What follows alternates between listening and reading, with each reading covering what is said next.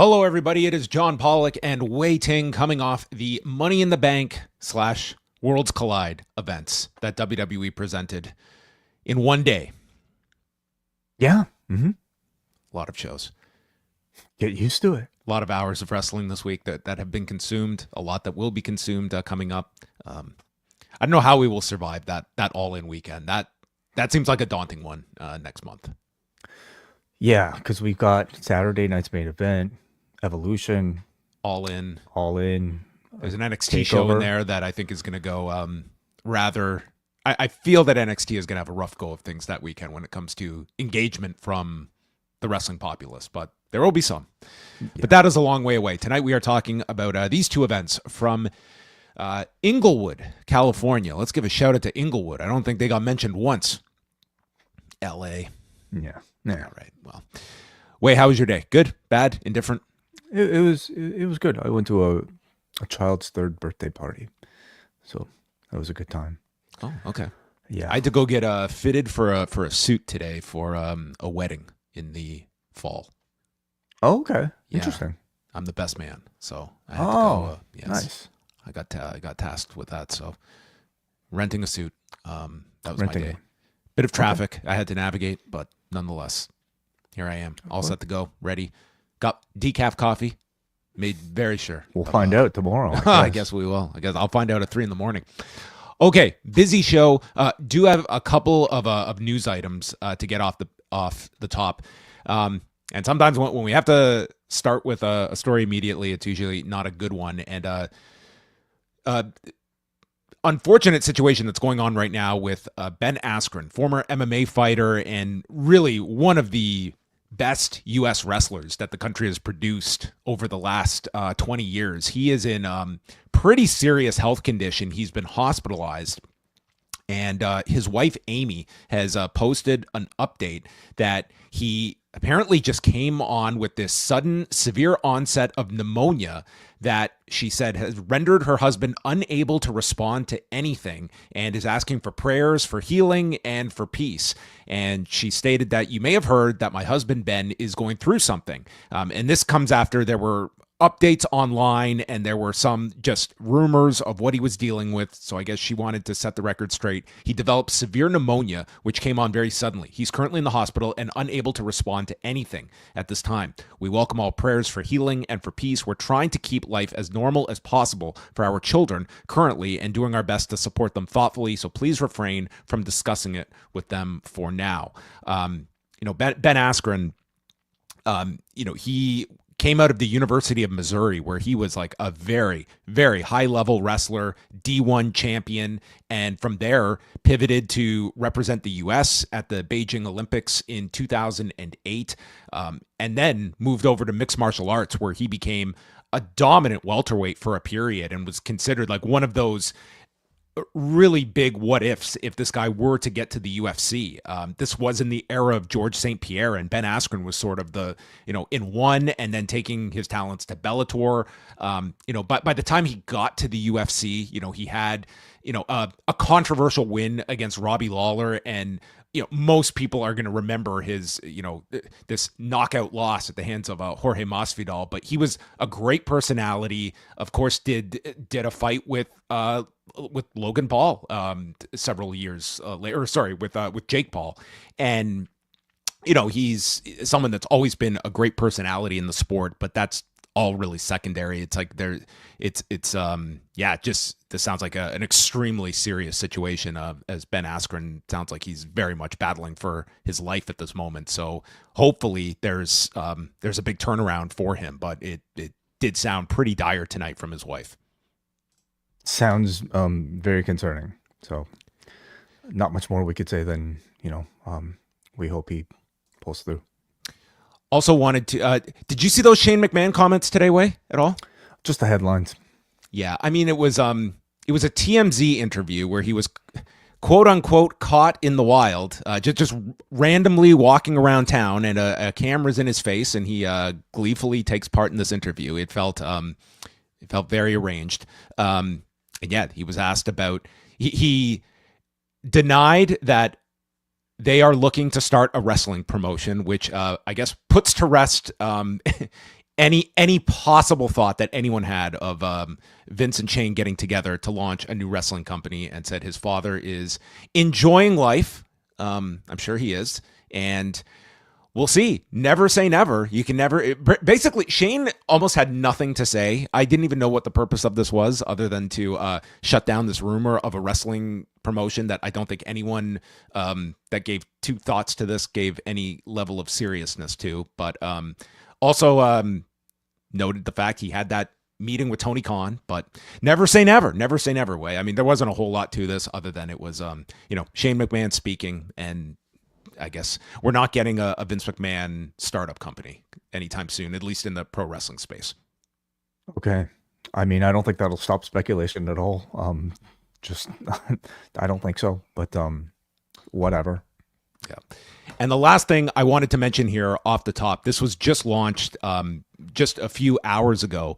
And because we spoke about it earlier this week, I did want to relay this information that Jordan Breen, who passed away over the last week, the university he attended in Halifax, they are launching a scholarship in his honor. It's going to be the Jordan Breen Scholarship for Sports Reporting at the University of King's College. And they are currently raising money for this scholarship on GoFundMe. I've already tweeted and put on Blue Sky the information, and I will get it up onto the site as well if people want to take a look into that. There's been just a huge amount of tributes to Jordan Breen over this past week from a lot of people in and around MMA specifically. So if you want to check that out, they are launching, I think, a really great scholarship here in his memory. So it's very Amazing. cool that they're doing that as well. So you can check my my Twitter, Blue Sky, for the information, and we'll get that up on the site, or you can just search for Jordan Breen Scholarship Fund on GoFundMe. The information is all there. Worlds Collide is where we're going to start. I'm just going to do a brief run through of some of the highlights of the show, and then Davey Portman and Braden Harrington will be doing a more in-depth review of the show on Poison Rana on Sunday, which will be co-streamed on the Post Wrestling YouTube channel. Is that correct, Way? Correct. Mm-hmm. So did you get a chance to see any of Worlds Collide, Way, or were you just kind of following along? I had the audio on as I was driving back from a 3-year-old's birthday party, and I watched the main event afterwards. This was not streaming at the 3-year-old's birthday? No, it was not. No. Wow, that would have been your worlds colliding. Well, the final number WrestleTix had 10,825. So, I mean, from a live event perspective, I mean, this did a tremendous number. Filling the Kia Forum. And a lot of this show, I mean, if you tuned in, I mean, this certainly felt like this was a WWE show with the level of production and putting like their little, spice onto things. But they very much tried to make AAA feel as big of a deal as it possibly could. There were so many video packages on this show going through the history of the promotion. There was a big feature on Antonio Pena, a big feature on When Worlds Collide from November of 1994. There was another video package on Triple Mania and how WWE has WrestleMania as its Super Bowl. Well, this is our World Cup, and trying to make it seem like it's not quite WrestleMania, but it's something just as big in another part of the world. I mean, they were showing lots of old clips from the past, from the first Triple Mania in 1993. So this was designed to be kind of like a first-time viewer experience of the promotion and its history in Mexico. I mean, no direct references to CMLL beyond in the video package that there was one dominant promotion for decades, and then Antonio Pena creating this in response. But it was that's how it was presented. Rey Mysterio came out at the beginning just to address everybody in the crowd, and we had like the ceremonial opening of the show where we had this surreal scene of Shawn Michaels next to Maricelia Pena with Paul Levesque and then Blue Demon Jr., and they've got with like the ashes of Antonio Pena, which are of course always a staple that they have in the urn, and then we go into the opening video package. But this was quite the scene to open it, and Ray comes out and he just looks down at the mat, and there's a WWE logo on top of a AAA logo, and he's just like, this is wild here. I was like, just wait, Ray, wait till you see some of the other logos we'd be privy to throughout the night at Money in the Bank. So then we had Dirty Dom and Liv Morgan shown in the crowd, and on commentary is Corey Graves and Konnan. So I will say I think Corey Graves was one of the big standouts on this show. He, for whatever you want to, your opinion of Corey Graves, this guy totally did his homework, and it was very, very evident that he knew the task that this was to be undertaken, and that poor English commentary, he would be eviscerated. And he came on, and I mean, he was naming moves. He was referencing historical events. There was one point he called a move, and Konnan is literally like, wow, I can't believe you knew that at that point. Like, and Graves also, he also didn't try to fake like he was this expert either. Like, there were times he deferred to Konnan, like, to confirm something. And I think, like, I thought these two worked really well together. Konnan was there to tell the backstories of all these performers, little anecdotes about how they got into the industry, how he first found Rey Fenix at a very young age, the influences they had. I thought the commentary was one of the biggest questions I had, and I thought it turned out really well. And I did know Corey Graves was a wild card to me. Like, certainly, we know the extent of the expertise his brother would possess. It was very evident he worked very hard in the preparation for this show. So I would say the commentary overall for me worked really, really well.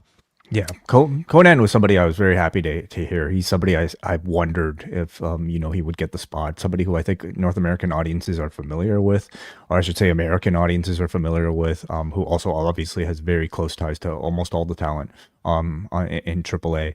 And Corey Graves is not somebody I thought of for this play-by-play role, but I don't know why I didn't, because he's proven he's been able to do play-by-play in the past, has the connection to Sam Adonis, and I think, more than just wanting to maybe impress like Lucha Libre fans, I think he wanted to impress this company to show that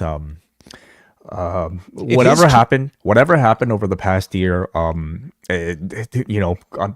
don't know what it's necessarily done to his status in the company, but this almost felt like his sort of get out of jail card, and I think he probably impressed a lot of people tonight. Well, this was like one of his best performances that he has had. And if he was, considered, down a few pegs after his tweet storm, I think like this was a guy coming through in the clutch in a big way. And let's not forget, like, this guy's not done play-by-play in quite some time since he left SmackDown. So he had to pivot to that role as well here with someone he's never worked with on commentary before as well. So it would not surprise me if these two are utilized again in the future, depending on, different like crossover events that they'll be doing together. It was Aerostar, Octagon Jr., and the most over babyface on this card, Mr. Iguana, taking on Dragon Lee, Cruz del Toro, and Lince Dorado, with Konnan noting, this is not American wrestling. This is cultivated for a Mexican audience. I'm warning everyone, this is different. And the star of this match was the Yesca, Iguana's stuffed animal, that got probably the loudest response when it was involved here. This included Lince Dorado fighting with the Yesca and giving it a standing Spanish fly. And Konnan notes Konnan is just blown away by Cruz del Toro in this match. He's like, I haven't seen Del Toro wrestle like this in I don't know how long. And then later he's asking Corey, have you ever seen Del Toro wrestle like this?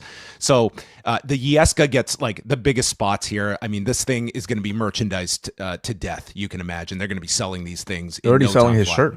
Yeah, the shirt is up there. Dude, Mr. Iguana is going to come out of this like in like, it's kind of funny. Breakout star. Oh, for sure. And it was, very evident going into this show, and he was one of the big characters and standouts on this show. But after the Super Frankensteiner by Dorado, there was a fall-away slam moonsault by Octagon, pinning Lince Dorado in 14 minutes and 8 seconds. A really good opener that got the crowd into things. It was, well wrestled. You had the comedy of Iguana, but you also had like some really good wrestling in this whole thing. There was one spot where Octagon and Iguana both went for stereo tope con giros, and Lince Dorado was supposed to catch Octagon, and he was still lying on the ground, so he could not get in position. So Octagon Jr., who little did we know was going to have to wrestle a second match today, dude, he did a tope con giro over the top and just crashes on the floor. No catch at all. I thought this guy was dead, but continued this match, and then he would have to do double duty. But outside of that, this was a very good match, 14 minutes and 8 seconds. And then they do a angle afterwards where Dominik gets on the microphone, got a lot of heat, insulted Octagon Jr. for being a fan of Rey, who is a deadbeat, cuts a promo in Spanish, and it leads to a pull-apart brawl, and Dom stating, first of all, I thought they were going to put these two on the Triple Mania card that's at Arena Monterrey. I thought maybe we'll do that next weekend. No, they're going to do this at Money in the Bank in a couple of hours with the IC title on the line. So this was our elusive fifth match, Way. We couldn't do a show without 5 matches. No, you can. Absolutely not.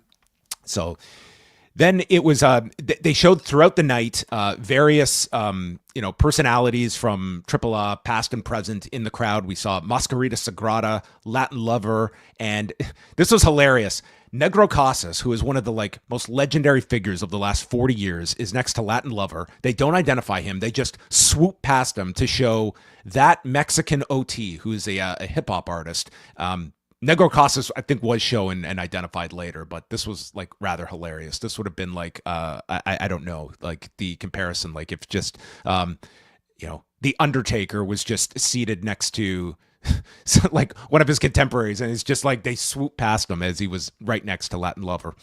Stephanie Vaquer and Lola Vice against Dalis and Chick Tormenta.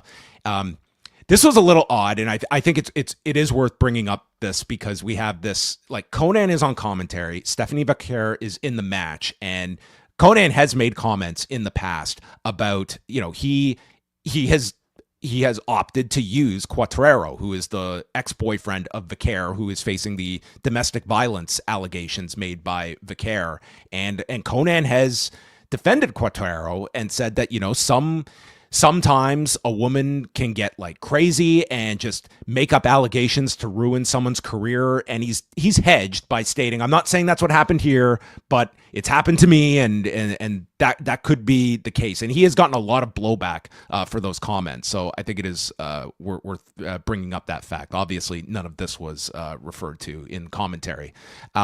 This was not that great of a match. The crowd was really into Stephanie Vaquer. At one point, it was very funny because they had shown Tiffany Stratton and Io Sky in the crowd. And at one point, Chick Tormenta just walks up to Tiffany Stratton for this big face-off. The camera doesn't cut to her, and it almost felt like Chick Tormenta was kind of just shooting her shot on her own with the one of the women's champions, because they never really played it up or anything beyond her walking up off camera to her. Anyway, ended with there was a double devil's kiss by Vaquer and Lola Vice, and then after the Atlantita was countered by Vaquer, she hits the SVB, pinning Dalis in 9 minutes and 37 seconds, and they were interviewed in the ring afterwards. We had Chavo Guerrero, the Street Profits, and a social media influencer Foosgard, who were showing. And then Legado del Fantasma against El Hijo de Dr. Wagner Jr., Pagano, and Psycho Clown, with this one going almost 15 minutes. And at this point, they are keeping track of WWE versus AAA. WWE getting the victory in this one after a Super Frankensteiner by Santos Escobar for a near fall flying knee, and then a Phantom Driver delivered for the win in this one. Good match here. I thought that this was actually Legado. They came out in this camouflage gear and they worked really well together. On the opposite side, you did get to see, El Hijo did Dr. Wagner Jr. looked fine. Pagano and Psycho Clown, I think both of them are certainly feeling the miles of, their style after all of these years, in particular Pagano. But overall, like the crowd at least did respond to them, and it was, they did a lot of dives in this match and trying to incorporate a lot, but this also wasn't your big kind of hardcore bloodbath that you might expect for a big like Pagano or Psycho Clown match. Then it was other people shown, including Savio Vega and Damian Priest were here. Ethan Page, Rey Fenix, Javon Evans, and Laredo Kid for the North American Championship. And Konnan mentions that you still haven't seen the best of Rey Fenix yet. He's still getting his feet wet. This was kind of interesting because up until this point, it felt as though they're very much catering towards, it did not feel as like WWE produced. And this match, and this isn't a knock, but this felt like the most kind of WWE polished type of four-way multi-man match that has all of the components you would expect of a multi-man match. And it really worked. Like the crowd was into this. They did all the cool near falls. You had, flyers like Rey Fenix and like Javon Evans. Ethan Page was like a great heel in the middle of all of this. And so at the end, there's an os cutter by Javon Evans to Laredo Kid. Page then sends Evans out of the ring and hits his twisted grin cutter, pinning Laredo Kid in 14:54. So Page retains, and this gives WWE the 3-1 victory. But overall, this was a really good match. It was probably like the smoothest, and that might be to people's liking, or almost feeling like out of place at certain points. I can see like both sides of it, but I did enjoy the match, and Ethan Page I thought played a really good heel in the match. And then Gabriel Iglesias was shown, I guess, back from he recovered from the roast and was ready to take in some more WWE action.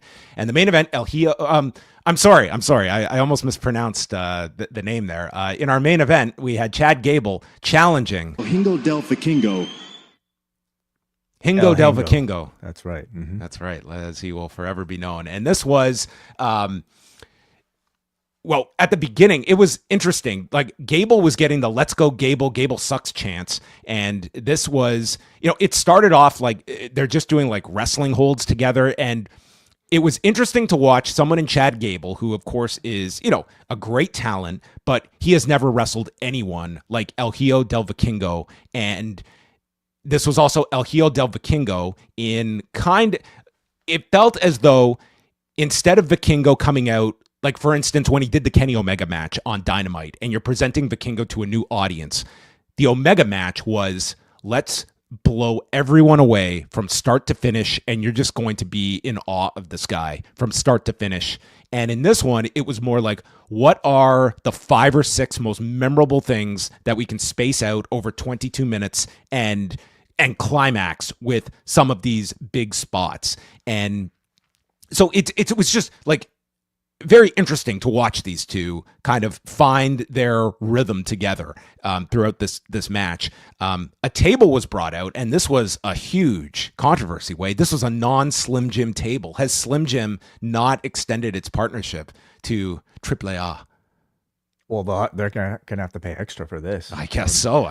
Tables are for sale to another company, obviously. Yeah, you couldn't snap into the Slim Jim table here, so we just got a bare table from all of this. So, I mean, some of the highlights here. I mean, you had Vikingo, who is selling his ankle and knee after getting out of one. Hits a 630 off of the middle rope to the floor for a big pop. Then a shooting star. He hit a springboard Phoenix splash into the ring, and then it's Gable beating him on the turnbuckle and hitting a sit-out powerbomb off the top turnbuckle for a near fall. Vikingo would come back. He comes off the top ring post with a destroyer onto the edge, and then Gable is placed onto the table, but Vikingo is shoved off the top, and Vikingo gets put on the table, so Gable hits a moonsault through the table on the floor, applies the ankle lock, and Vikingo gets out. He's hobbling, but then just hops to the middle turnbuckle and executes a poison Rana, which is the perfect rehab for a bad ankle. And then the 630 connects. Vikingo wins in 21 minutes and 59 seconds. And Way, as the 3 count was administered, we got the answer to any pronunciation dilemma. Konnan made it very apparent to us. For the mega title to retain. Yeah! Triple A, Triple A. Not AAA. There we go. That was the winning call. And honestly, it was a really entertaining main event, and it was a very, I think for show number one, you would have been very happy by the end of it. It had high production, the video packages, they worked really hard to make this feel as though we are going to preserve the tradition of AAA, whether that is the long term, what this looks like. They certainly went above and beyond. I like the fact that they had different like roving reporters to do interviews and a different style with them. You had naturally a lot more Spanish language promos that I thought worked. You tried to incorporate other figures. They did a big push for Triple Mania on August 16th. There was even a video package where Conan is subtitled, and he's noting the fact that the people who run this, they respect lucha. This will not be Americanized. I was like, that was just an interesting comment to see on the actual broadcast itself. And yeah, this was the closing shot where the baby faces came out. They put Vikingo up on the shoulders, and that was the close to the show. So for 2.5 hours, I had a real fun time watching this show. I thought the opener, the four-way, and the main event were probably like the strongest matches on the show overall. But this was almost like you wanted the matches to deliver. Certainly, you needed that component, but this was also about so much like the commentary, the production, the videos. Like this was all about the whole presentation, and I think they did. And listen, they sold over 10,000 tickets to this, so this is step one. I thought was a very solid start for this partnership and trying to make Triple A feel like something that, hey, we're investing in this, and this is not just going to be WWE Mexico. Written report up right now from John Cena at postwrestling.com, where he gives his opinion on the show as well, along with his running play-by-play. And as John mentioned, Poison Rana live tomorrow will be reviewing the show in depth, along with some of their thoughts on Money in the Bank as well, tomorrow afternoon in the Post Wrestling YouTube and also the Poison Rana YouTube. Yes. And we're going to be moving on to our Money in the Bank report. Want to give everyone the heads up that we are here live on the Post Wrestling Cafe every Monday, Wednesday, and Friday after Raw, after Dynamite, after SmackDown. You can watch and listen to those shows live as a member of the Post Wrestling Cafe. $6 gives you 30 days access. You can also sign up for annual options. You get not only live access to all of our shows, but you also get exclusive access to so many of our extra shows, including Rewind Away, where this month we're chatting about the Katsuyori Shibata California Dreamin' 5-part documentary series, WWF Full Metal, the album, which will be reviewed by our resident musical reviewers, Wai Ting, Nate Milton, and Dr. Chris from LA, plus a big Dominion show next weekend with Karen Peterson and Bruce Lord. Post Perez is up now on both the Cafe and free feeds, and a marathon 2.5-hour edition of the Ask Away Mailbag Show. That is in your Cafe feed now. I thought one of our better mailbag shows. I left that show feeling very happy about that one. The key is to not sleep at all the night prior. Yeah, we've got to try that more often. Yeah, clearly. Yeah. And also, UFC 316 review with Jack and Era coming up tomorrow afternoon in the Post Wrestling Cafe exclusively. That's right. The UFC 316 is going on right now, the third TKO show of the day. Featuring President Donald Trump in attendance at the Prudential Center after a quiet week.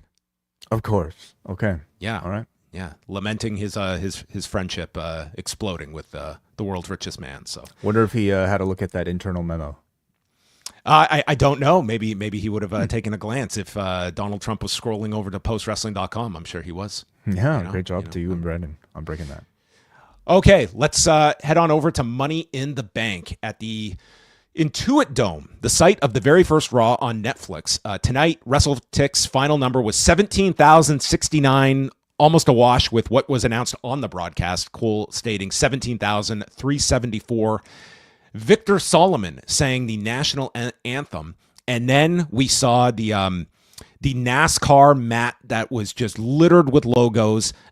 We also had, I don't know if this is a new one, 7-Eleven branding on the turnbuckles as well. That seemed like a new one. Whatever. Yeah, I'm sure you're going to get a bunch of new logos all the time. You know what I was saying? We don't have to point out every single one.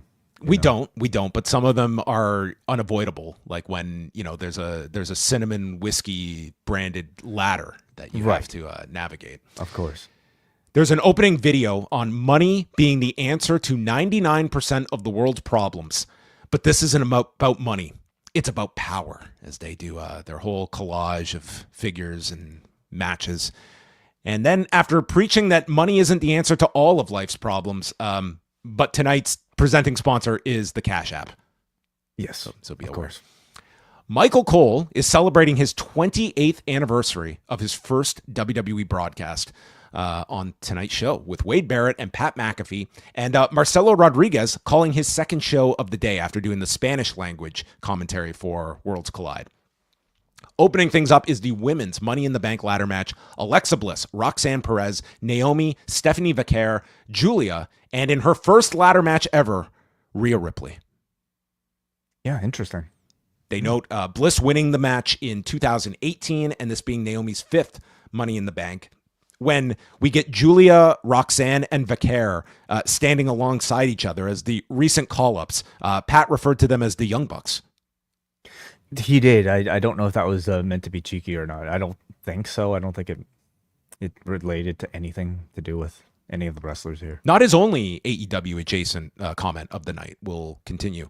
Naomi had this awesome outfit consisting of like money, bills, and caution tape. A nice collection for the theme of the night. Sure. Ripley and Julia have a showdown when the ring clears. Big chance of mommy, and Ripley is going for a razor's edge to Perez, who turns it into a head scissors. And then Perez and Julia, they would place Rhea after working together inside of a ladder to try and sandwich her. And God, did they have trouble with this ladder, which was not cooperating with them to try and just crunch Ripley in between. So Ripley is sent to the floor and buried under ladders. And these ladders had to have been heavy because I think she was buried underneath here for about 7 minutes. It was a long wait for Rhea. So Naomi is left alone, and you can sense like the crowd is really buzzing for Naomi. She does kind of feel like the crowd's choice in this whole thing. But Vaquer would stop her, and Ripley would eventually emerge from the rubble, as Pat calls this the Undertaker gif, as she emerges and goes after Perez, then Julia, and we get the first of many ladder bridges of the night constructed. The Riptide gets countered, and Stephanie Vaquer hits the Devil's Kiss on top of the ladder bridge, and this crowd goes insane, with Wade Barrett calling it the most popular move in WWE. At the moment, that feels very true. In fact, I think up until this point, that move got the biggest reaction in this ladder match up until this point. I think so too. They went nuts for this. Mm-hmm. Vaquer climbs, Perez stops her, and we get double bridges on either side of the main ladder. So Perez and Bliss hit stereo, code reds, pop rocks to Vaquer and Naomi respectively. And this is when Pat yells, "Let the bodies hit the floor," after they hit the ladders. So I wonder if he's had that song in his head for 2 weeks. Could be. Or 23 years, perhaps. The Riptide is hit to Julia. Sister Abigail is hit to Perez, and Ripley and Bliss lock eyes once again. They share a smile. Both climb, but Naomi is in, tips over the ladder onto a horizontal one in the corner, and Naomi is left alone. The crowd is buzzing. She climbs, and Naomi, in her fifth Money in the Bank ladder match, secures the Cash App Money in the Bank briefcase in 25 minutes and 10 seconds. Yeah. I thought it was an excellent match. I don't know how others felt about it. I haven't really read comments so far, but I really enjoyed it. I thought in terms of elevation, I thought everybody benefited from this match. I think Naomi has been excellent in this rebranded character, and I have to say maybe her ability to shed tears in even that first promo probably clinched it for them. I'm sure they loved that. And giving her this briefcase certainly adds a lot of credibility to the character. It almost makes me wonder if the weeks of her getting beaten up by Jade were permitted due to this eventual outcome, because we've established that Jade can beat Naomi easily in a one-on-one match, but Naomi now has this sort of added element of, that kind of puts her on an even playing field with really anybody. It's her shortcut to the championship. So the question at this point is, will Jade become champion prior to Naomi's cash-in, or will Naomi win and then Jade will chase her? Of course, we know Jade will be entering the Queen of the Ring tournament. So all that feels like it might be destined for a SummerSlam, or it could be Jade winning at SummerSlam and then Naomi at that point cashing in, perhaps. So it puts that story into the forefront of the division, and I think it will work really well as a way for Jade to ascend to a main event mix, of course, along with Naomi, and probably Bianca Belair in there as well. As for the match, I thought it was a lot of fun, high quality performances. I felt it was well designed, and I thought gave you some memorable pairings and sequences, using like splitting up this field between the NXT newcomers and the veterans. I thought worked really well to just kind of give us a framework to digest a lot of the pairings in here. I thought everybody came across strongly, especially the three NXT call-ups here. In particular, Stephanie Vaquer, who immediately upon entry feels like the hottest of the three call-ups, above Roxanne, Perez, and certainly Julia. But of course, it helps that she's a baby face. But I thought Roxanne and Julia also came across really well. That pairing of the two of them working together as a tandem made them look very strong. I thought Rhea and Alexa's star power continued to show. And of course, you're left remembering Naomi post-win. So I thought everybody received a good amount of elevation coming off of this. I like this match a lot. Going into this, I was more interested in the women's match than I was the men's match this year. And I think this is one match where you have your immediate reaction to the actual match itself, but I think a lot of people's opinions of the matches comes down to who is the most interesting winner that you put it on. You can have a great match, and with all due respect, it's like Baron Corbin winning the Money in the Bank ladder match or Sheamus winning it at the time. It didn't inspire like the most interesting scenarios for these winners. Naomi, to me, of the six, was the most interesting. Ripley, Ripley, I kind of felt a lot like Seth Rollins in that neither really needed this, but it was, in the case of Rollins, they have this idea, but Ripley can get to your title picture without needing this. This fits Naomi so well, and especially the connection with Jade and how she can just mess with everybody on the SmackDown roster with this briefcase. And it gives her, I think, a lot of opportunities now to really flex this character beyond just what she's been doing the last couple of months. So I like this a lot. The match, it came off really well, and I think people were really satisfied with the winner at the end, because Naomi is going through this great period of her career, probably her best character run for sure. It's really great to see like talents can be around the system for a long time and still find like evolutions to their character, and we've certainly seen that from Naomi over the past year. El Hijo del Vikingo was shown in the crowd with his championship, and also getting tickets to the show, Mr. Iguana, seated with El Hijo de Dr. Wagner Jr., to fans of WH Park, Dr. Wagner Jr., and Conan as well, who didn't know if he should stand up or not, and was. And they also showed Psycho Clown here. He was also present. That takes us to Dominik Mysterio and Octagon Jr. for the Intercontinental Championship, set up a couple of hours prior. And what did you think about shooting an angle on one show and moving it to the next? How did you feel that worked and going with this? Felt like they just wanted to hit a quota. I mean, maybe there's also more to it in them wanting to expose somebody from the I'm still going to say AAA. I hope you don't mind, John. AAA roster. You just got to take it up with Conan. I thought it came across better to this crowd than I expected. I don't know how many of the people at Money in the Bank might have been at Worlds Collide, but they were still treating this match as if it was a special attraction. Certainly reacted well to Dom, but reacted well to Octagon Jr.'s offense and everything as well. So as a showcase match, I certainly enjoyed it, and I was surprised that a WWE crowd, who I think typically requires a lot more hand-holding in accepting like new talents, they seem to accept it plenty as well. Well, Octagon Jr. hit an Asai moonsault, and Dom does the tried and true lucha spot, tying the mask to the bottom rope, but Octagon Jr. would get free.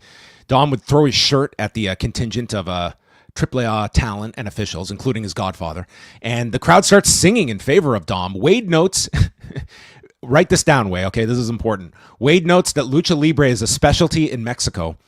It's the home of that style. Okay, fact. Yes. Yeah. Didn't quite make the did you know facts, but I'm glad Wade informed us of this.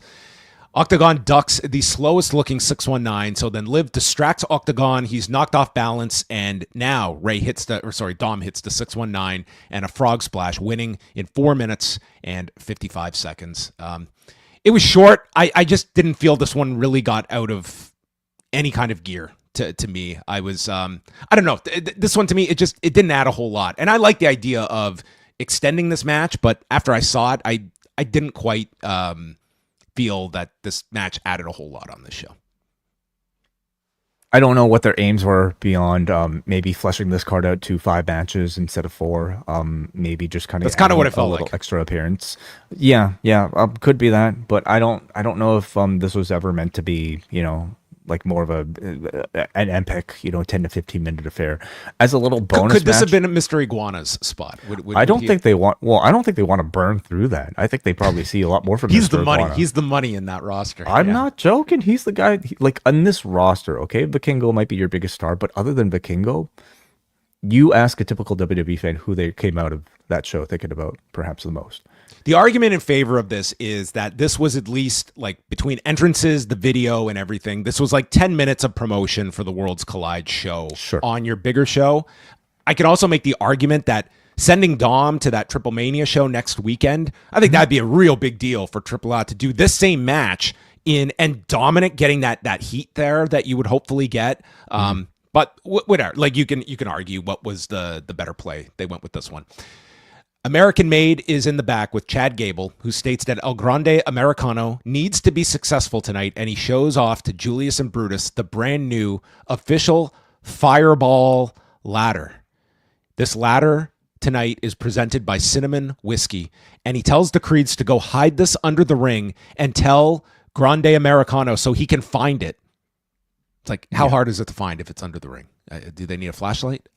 And then also tell me where you hide it. I'm like, you're instructing them where to go hide it. So anyway, a lot of explanation here to there's a specific part of the ring that I think they're going to anyway, whatever. Yeah, and they'd only have 35 minutes in that main event for him to find it. So he needed to know exactly where he is going. So this is our Fireball ladder. It was not all the ladders are sponsored. This is one super duper. Well, I guess 2 super ladders because we got 2 Fireball ladders in the match. Did we get 2? I thought it was just. I think one broke, and then they noted that Rollins brought in a second Fireball ladder. Is that right? Okay. Well, anyway, I'm sure this company is more than happy with whatever they paid for this brand integration. Just considering the number of people that are seeing their logos, the number of wrestling review podcasts that are mentioning their brand.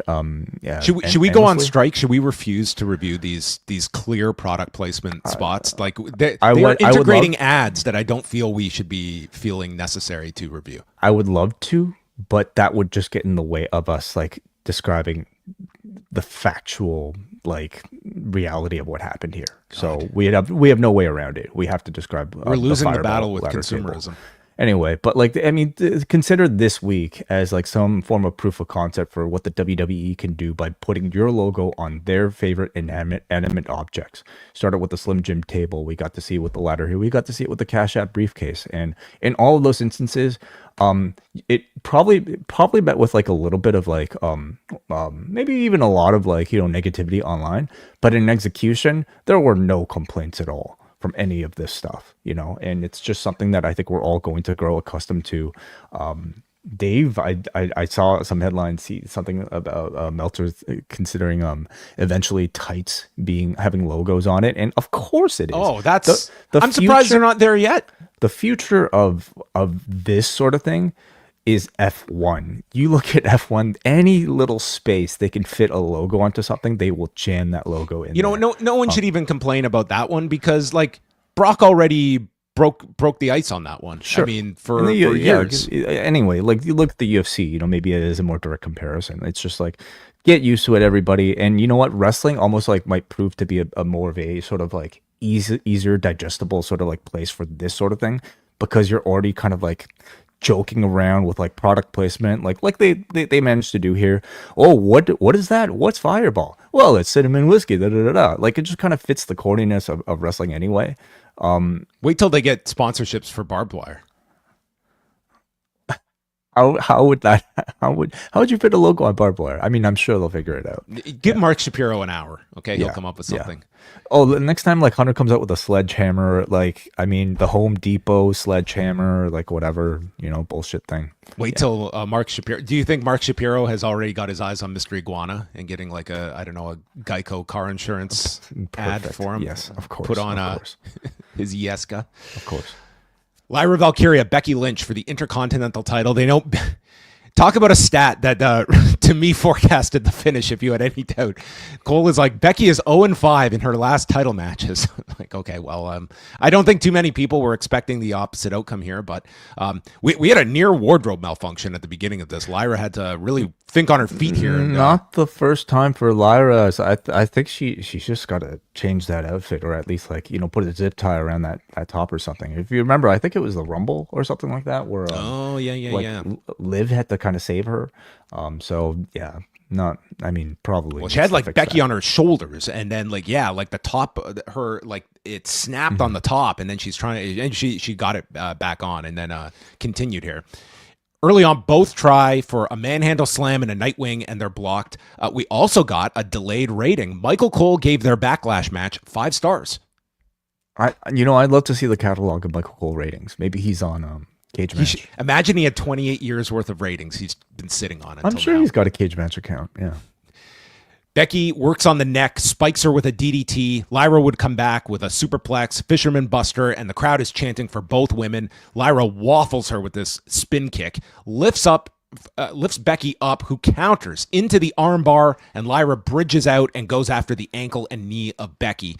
Then they go to the floor, and it features Lyra with a guillotine leg drop off the desk to Becky, who is draped on the barricade, and launches off the top, and Becky catches her in midair with a sit-out powerbomb.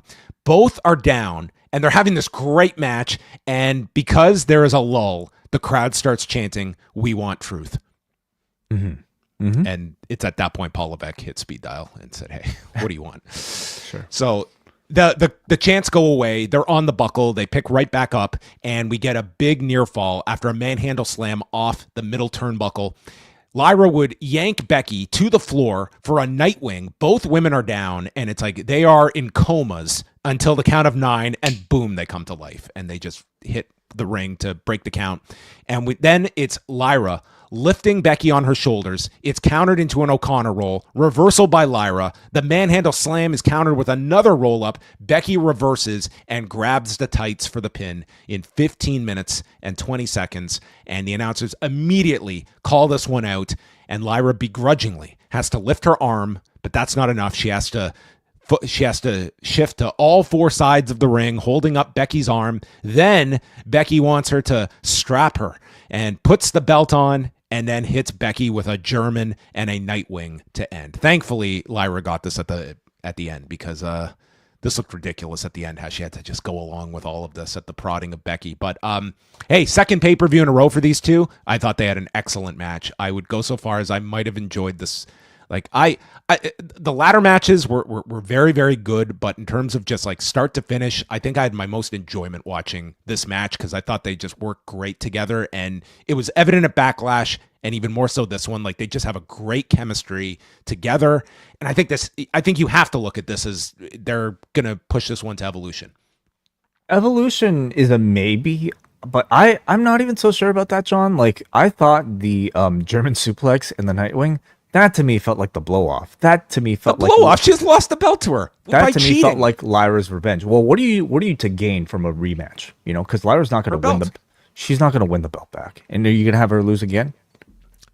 You could do like a last woman standing match. You could do something. But would you have Lyra lose again to Becky Lynch? What is the best option of where you go now with Lyra after this? Another feud with somebody else, because I don't necessarily see them wanting Lyra to lose again. I think Becky's going to carry the belt all the way to SummerSlam and beyond. I feel like that was the whole point of it. I also felt like the German suplex at the end, to me, felt like their blow off. She wasn't going to get a win back, so we're going to give her this German suplex and Nightwing to move her on. It's also just like a lot that we've seen these two already. It would be like 3 matches in a row, in a few short amount of months. But there's no denying, like, I'd love to see it again in the future. I think these two showed again that they have excellent chemistry together. Lyra is just an outstanding in-ring technician, and I thought the match completely showed it. A lot of big spots on the floor with like that guillotine leg drop, the manhandle slam, the Nightwing, and they worked really hard in this match. Like, yeah, honestly, like miles above the main event on this show. What are you talking about, Wai? That was Michael Cole's 6-star match. I think Lyra, has certainly gained a lot of value from this Becky portion of her run. Haven't been impressed with like the non-Becky portions, but it was since she's feuded with Becky, I thought she gained a whole lot, and I'm excited to see what she can accomplish without Becky. And now with Becky with this IC championship, you can move on to some big matches as the champ heads towards SummerSlam. Well, there's a lot of women that either could work for. It's not like they have a lack of options. We'll see. I think we'll get a good sense on Monday if this was in fact where they're parting things and if they're going to go in different directions or not. We got a promotion for Night of Champions, which will be a 1 p.m. Eastern start time on June the 28th. Any chance that AEW books an ROH show in Saudi Arabia head to head? Maybe, no, probably not. Yeah, maybe in Syracuse, not Saudi. Now I have a question for you. So we went to our, for being, in the LA market where, I mean, God, some of these Netflix shows, they have just inundated us with celebrity after celebrity. Tonight's show, we're limited to Travis Barker and Kourtney Kardashian. And behind them was Danielle Fishel, Topanga Lawrence, with her husband and former WWE writer, Jensen Karp. I wonder if like Danielle Fishel would have gotten the better reaction than Travis Barker and Kourtney Kardashian. I guess depends on who. Remember the Macaulay Culkin reaction a few months ago? I feel like this is right in the wheelhouse, but they didn't even get Danielle Fishel didn't even get FaceTime on the show. They're not nearly as famous as Travis Barker and Kourtney Kardashian. I guess Boy Meets World isn't on Netflix, I guess. What do the Kardashians do that's on Netflix? I don't know. Do they is that show on Peacock? I mean, they're just more famous. Bottom line, that's it. Yeah. Okay. Well, there you have it. Seth Rollins, Penta, El Grande Americano, Andrade, LA Knight, and Solo Sikoa, the men's Money in the Bank ladder match. You know this is a big one. You know why? Why? Because Nick Khan and his kid were out in the crowd for this one. Oh, okay. Yes. All right. Not the only notable front row consumer that is Nick Khan describing to the kid like, hey, like that, check out that logo. I'm responsible for that. That logo that I could receive that much money for that. That 7-Eleven paid us this much. Oh, this is what Nick Khan does with his kid. He spoke about this on the Bill Simmons show. He works his kid. Like he gave him false information about who was winning the Royal Rumble. Okay. So he screws with his kid. I mean, as maybe you should. You got to keep the magic alive. No spoilers. Yeah, maybe. Do you think he would have would the kid have bought it if he was like, Andrade's not winning this match? Give me a break, Dad. You're definitely lying to me. Doesn't make any sense. Yeah, likely. El Grande Americano, billed from the Gulf of America. And so this was funny because online after Monday, all these miniature detectives in training zoomed in on El Grande Americano wearing boots that had CG on them. They're like, look. I'm like, what are you trying to prove here? Like you are like the fan that they are trying to like make foolish here. Like this is part of the joke. This is part of the gag. So Cole incorporated all of this into his commentary, and Cole's job was to like refuse to deny reality, while Wade and Pat McAfee just had to come up with explanations such as Grande Americano, his boots were lost, so Gable lent. This was Gable's own response. He tweeted out. Oh, did he tweet it? In response to this accusation? Okay, well, he lent them to El Grande Americano. I mean, it was. You got to keep the magic alive, John. That's what. And at the end of this, I can't see anything being the punchline, but a reveal that these two are actually separate people. It would be a great reveal if they can pull this off. Michael Cole's other information is that Gable's right arm was wrapped up today at Worlds Collide. So is El Grande Americano's. And Pat McAfee notes, what? That's only one person in the world can have that injury. Are you aware of Achilles and his heel? And then Cole notes that I went to El Grande Americano's Wikipedia and it forwards to Chad Gable's Wikipedia page, so they just shit on Wikipedia. Yeah. This is also the 20th anniversary of the very first Money in the Bank at WrestleMania 21 in LA. So Andrade, Penta, and Knight go after Rollins, this stemming from the attacks on Friday's SmackDown. The crowd was very hot at the beginning of this. Wade went on for way too long about the nipple placement that differs between Gable and El Grande Americano. Sikoa is getting way more animated, and I think it is working for him because he was kind of just feeling like this character that had very little going for him, and he's at least having some more fun. Like he did the big thank you pose for Chad and doing the LA Knight point. He's way more, well, I would say charismatic. I would say like he's a lot more comedic in performance. Like this is a completely different Solo Sikoa than the one that used to be in the Bloodline with Roman Reigns when he was just the enforcer. This is more like they were drawing the comparisons to us on Friday, but he's a lot more like Seth Rollins as the sort of like, he's not doing the ha ha ha, but he's almost like a step away from it. Yeah. So we had chants for Roman Reigns, for CM Punk chants for quite a bunch of these throughout the night. Then El Grande Americano applies an ankle lock onto Seth, and Cole notes, classic Chad Gable and Pat without missing a beat. Yeah, classic Kurt Angle, classic Ken Shamrock. Lots of people do this. I thought they were a lot of fun. I found it really entertaining. I thought Barrett and Pat playing playing opposite to Cole, it really worked with the two of them together. So some big spots we get to included Andrade with a sunset bomb to Americano off the ladder. Penta superplexes Rollins onto another ladder. And it's Penta with Andrade hitting a Mexican destroyer onto the ladder bridge.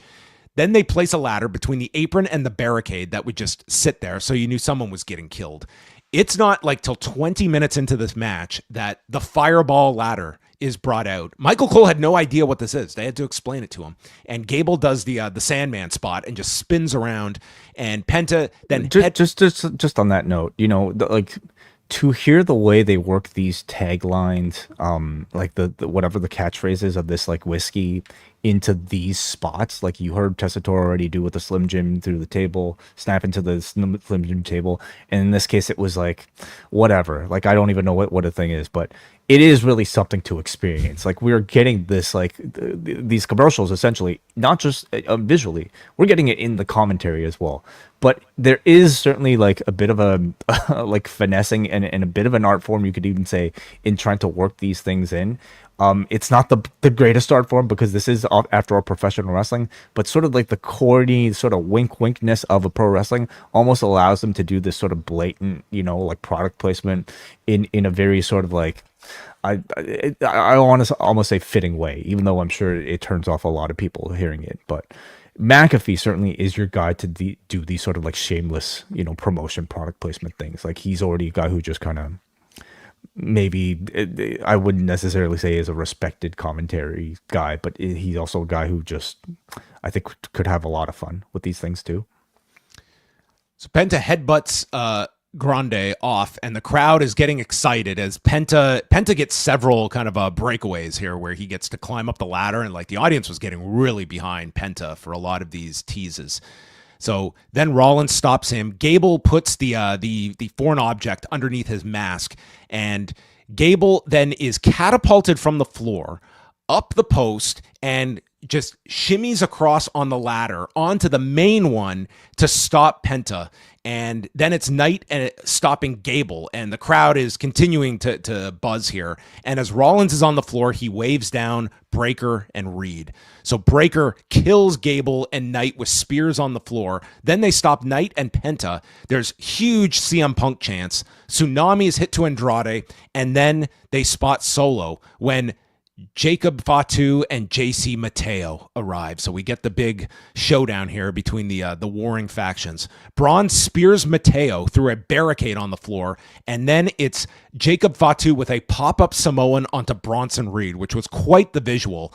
And he follows with a tope suicida and tells Solo, "I love you," as he sets up the ladder for Solo to climb. Solo thinks he's got this in the bag, and he starts climbing at his leisure when Fatu grabs his leg, and the crowd knows this is coming, and he pulls down Solo, and after all this time yells, "I hate you," and he attacks Fatu, laughs maniacally, hits the springboard moonsault, and then a spinning solo, sending Sikoa through a ladder on the floor, and he's dead. Rollins then pulls out the backup fireball ladder and climbs. LA Knight is the lone person to still have life in his meter to come after Rollins, and the blunt force trauma is stopped, and Knight gets his head rammed into the ladder, then absorbs a stomp, and Rollins is alone to climb and grab the briefcase in 33 minutes and 50 seconds, and then got a big pyro display and is flanked by the Seth Riders. The Seth Riders, yeah. We still don't have a name for it officially. It better not be Vanguard. No, I don't know if it could be. Yeah. I don't know how well that one got market tested last night, but it did not seem like a winner to me. But yeah, dude, this was a very long match with pretty much like a big angle in the midst of it with Jacob Fatu. And yeah, I had my like ups and downs with this match, but it did seem to be one that like the audience was generally into for most of it. I think you got your requisite spots. You certainly got a winner that I think was a very predictable one going in, but that's not necessarily a negative thing. It's you're building towards everything is built around Seth Rollins, and they obviously see this briefcase as being a tool for what is their number one storyline at the moment. Great atmosphere achieved throughout the match, and I think Money in the Bank just invites that anyway. It's a big stakes match. You do have some pretty big characters here, but there were certainly some rough moments in this one. And these sort of like it's a house of cards, like these sort of matches, and there were some rough moments in notably Andrade and Penta trying to work this like ladder bridge spot, and the ladder seemingly being out of place, that they had to kind of awkwardly redo a bunch of spots just to kind of put back in place. And then you had the longest wait of Penta, being the only person about to reach for the briefcase. And for whatever reason, Gable on the outside, as he was supposed to put in that plate. I don't know what the delay was, but all of a sudden we cut to LA Knight doing the most ugly, catapult to Chad Gable in like the little sliver of space between whatever there was. Gable almost had to like power himself up because he had like no momentum. It felt like a real eternity for Penta to just be sitting there the entire time as whatever was happening with Chad Gable on the outside needed to occur just so he could come in and execute the rest of it. Thankfully, the rest of it turned out really well, including that very spectacular LA Knight spinning back body or back belly to back suplex off the ladder. So it gave you like a lot of like very memorable, cool spots, but it was not the smoothest of Money in the Bank ladder matches. But I would still say, you had everybody come out of it, I think, certainly in the right places. Like the fireball ladder is probably going to be one of the more talked about things coming off of this. It totally worked for what they're doing, and the crowd popped for it. So as much negativity as you may see online for something like this, I'm sure the sponsors are ecstatic. Probably most notable as well, of course, for the Jacob Fatu turn, which really wasn't all that surprising after Friday's angle. No gas, all gas, no brains. But in terms of advancing guys, Solo's got the story with Jacob. El Grande Americano, I would argue, I think the most entertaining heel out of the group. But the most serious heel, of course, is Seth Rollins, who comes out of this with the biggest plot device. And Knight fails at his third Money in the Bank in a row. So maybe and by his count, 33rd. 33rd.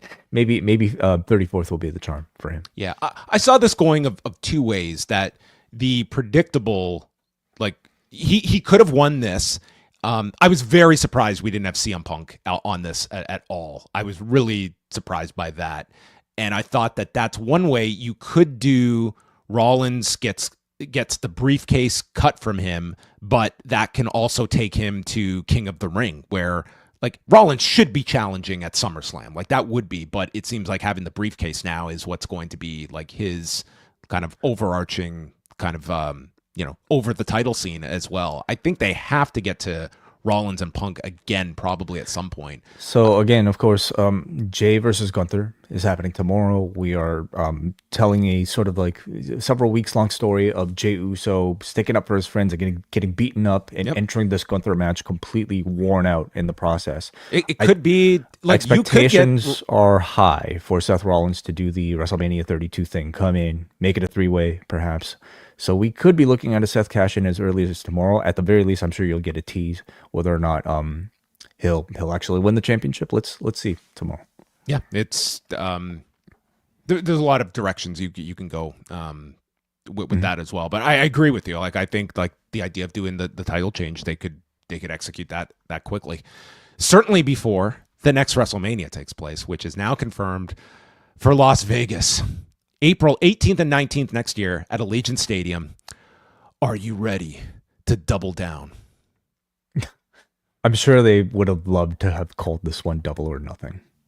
Well, I'm sure New Orleans was expecting double the nights, and now they're getting none next year. They got nothing, yeah. So yeah. that's the nothing portion of that. So yeah, do you think they're still taking bids for next year's WrestleMania? Can you still slide one in? Well, who is supposed to be, like, who's rumored for? Oh, you mean 42? Yeah, for next year. Yeah. Or the bid? Can I still make a last minute offer? If anybody's about to outbid Vegas, it might be the Saudis. So we'll see what they can achieve.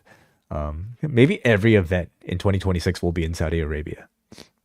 Well, there was eventually in 2028, every wrestling event will be in Saudi Arabia. Yeah. I just hope whoever the editor of these videos are just can keep a template, and it's like, okay, Hunter, this is the new script for Mania. We're now going to Dubai. Yeah, Hunter coming across a lot less like a hostage in this particular. I almost detected a smile in this video, so that's nice. Raw on Monday, besides the aforementioned Jey Uso Gunther match, we are getting qualifying matches for the King and Queen of the Ring, which I am glad they're bringing this back and having the SummerSlam title shot at stake. I thought that worked really well last year, and you get, by the time this show ends, you get like 6 weeks to build up SummerSlam for those winners. And I guess the big question will be, like, if Punk is in the King of the Ring and should certainly be in the finals if he is. Like, I could certainly see him on that. And the return on Monday of Nikki Bella, which this will be interesting, Wade, because you have 3 weeks until Night of Champions, and are they going to concurrently push Night of Champions and Evolution at the same time? Because Evolution is like 2 weeks after Night of Champions. Are you going to wait till Night of Champions is over to start your Evolution build? Yeah, I'm expecting you're getting Evolution build starting tomorrow with Nikki Bella. That's what I'm thinking. Yeah. Yeah, I can't see, like, Nikki Bella headline the first one. I don't really, like, she seems almost like a perfect shoe-in for something on that show. So I anticipate you'll probably get your Evolution build across the brands. I mean, we've seen what they've been able to do this particular weekend. They managed to build to Worlds Collide and to Money in the Bank at the same time. This is kind of nothing new for this particular program. So yeah, and for the men, like, I'm imagining, well, and it'll be Night of Champions ends, and then for those 2 weeks, they've got to promote Evolution and Saturday night's main event at the same time. So again, I mean, don't have any sympathy. Like, they made their bed for this. They have to balance all of nothing this. They haven't done before. And think about all the brand activations across all of those shows, John. Well, they're going to be pushing 2 separate dates and all these different programs. I mean, it's a lot of shows coming up. Mm-hmm.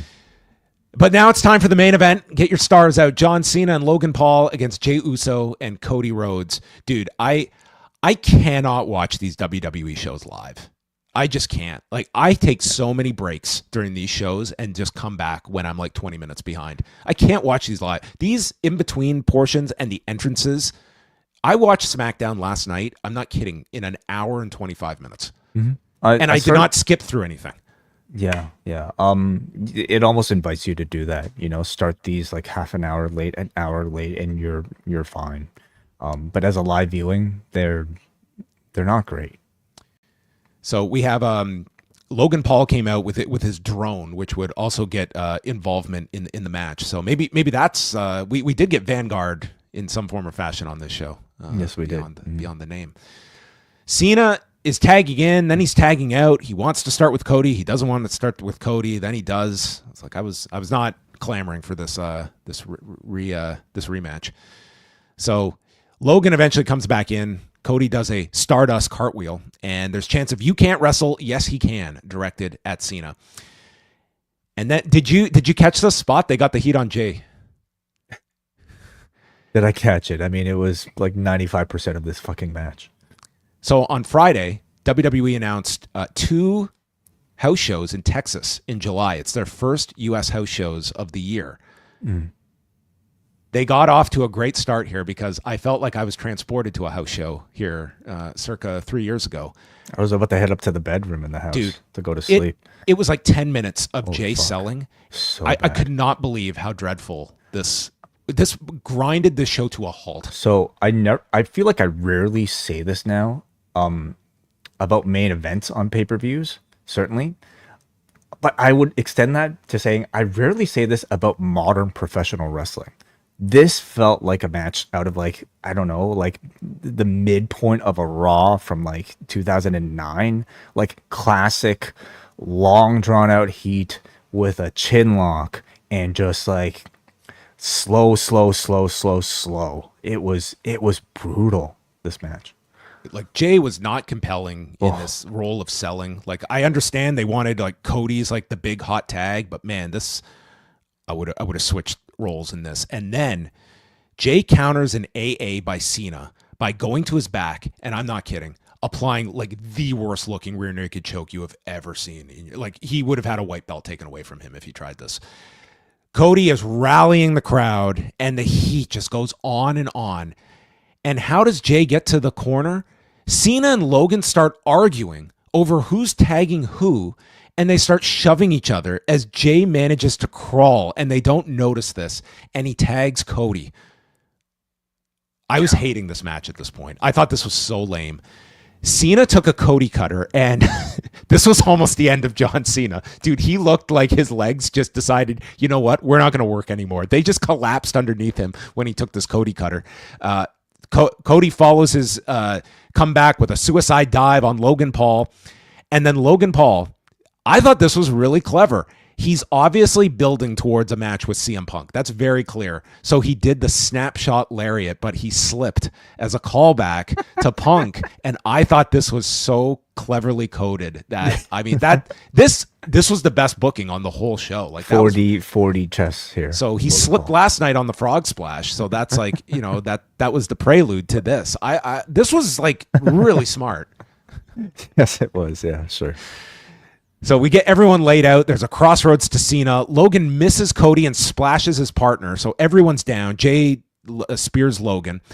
And then Logan cuts off the bionic elbow, hits the pulverizer, and then he climbs to the top and he calls for the drone, which flies towards Logan, and he catches the drone. And then from we're watching from the drone perspective as Cody hits a superplex. And then I will admit, this part was kind of cool. This is fucking cool. Where he's laying there and Jey hits the Uso splash as we're still there, and you're still from the drone. Yeah. I'm not kidding. This is probably like the most entertaining part of the matchup. Dude, the best part of this match was Logan Paul. Okay, and I'm talking about a match involving John Cena, Jey Uso, your world champion, and Cody Rhodes. This match was held together by Logan Paul. Okay, I guess so. Cena comes back with an AA to Jey, another to Cody, and then Cena clears both desks on the floor. And this is where you can spot Ada Maivia, the mother of Dwayne, sitting there in the front row. And I guess was just taking in the show. And Jey runs across the desks, spearing Cena, and then Logan hits an Asai moonsault to Jey on the desk. It looked beautiful. This looked spectacular, and I also didn't feel like he was dead, like when Shawn tried this with Ric Flair at WrestleMania. This looked incredible. This was the spot of the match. Yes. Not saying much, but yes. No, I know there was a. It was a pretty easy show stealing move here, or at least match stealing move. So Cena grabs the belt and nails Cody when a man in a hoodie runs in and starts attacking Cena, and it's revealed to be R-Truth as the crowd goes insane.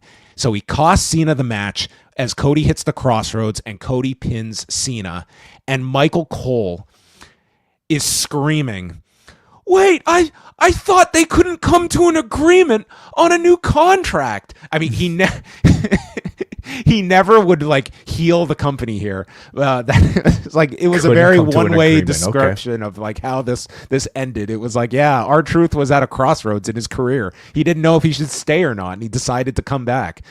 But the fans willed him back. He's here after a whole week of "We Want Truth."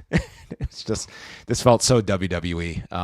So, hey, the big winner here, R-Truth is back. He's got a contract, and he's got at least another match probably now with John Cena out of this. So R-Truth came out of this with a week out of work. He probably, like, his deal wasn't even up yet. So he probably just he was paid this whole time too. Like, we didn't even know when his deal was actually expiring. So he probably never missed a paycheck, and now he's going to get another Cena match out of this as well. So I think the suggestion would be that he probably had some sort of new deal, or at least some sort of extended deal, because I can't imagine. I can't imagine they're bringing him back and saying, "Hey, why don't you come and work the last few days of your deal? Yeah, you can wrap up at Raw." Hard for me to imagine that.